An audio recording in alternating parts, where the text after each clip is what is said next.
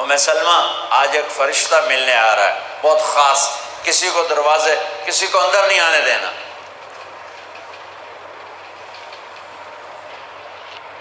ام سلمہ پیرے پہ کھڑی ہو، تھوڑی دیر میں حسین آ گئے، چھوٹے بچے معصوم ابھی، اندر جانے لگے، انہوں نے روک دیا، وہ رونے لگے، وہ روئے تو انہوں نے چھوڑ دیا۔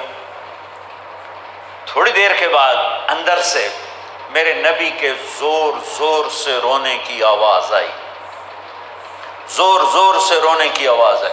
ام سلمہ رہ نہ سکی، بھاگ کے اندر گئیں تو آپ نے کیا دیکھا؟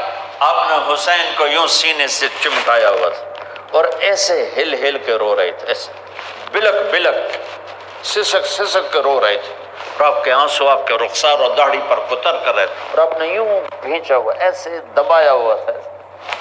تو حضرت ام سلمہ نے کہا میرے ماں باپ قربان یا رسول اللہ، کیا ہوا؟ آپ ایسے تڑپ کے کیوں رو رہے ہیں؟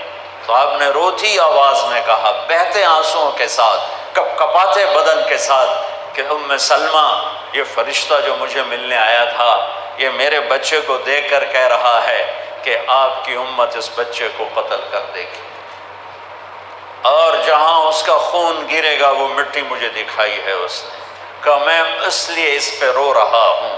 ابھی تو وہ شہید نہیں ہوئے اور رویا جا رہا ہے، تو ہم تو ان کی شہادت پہ روتے ہیں بھائی، ہم تو ان کی شہادت پہ روتے ہیں، اور یہ قیامت تک روتے رہے گی دنیا، قیامت۔ یہ اللہ کا نظام ہے، اس نے کربلا کے واقعے کو یوں کر دیا جیسے ہر سال آج ہی ہوا ہے، آج ہی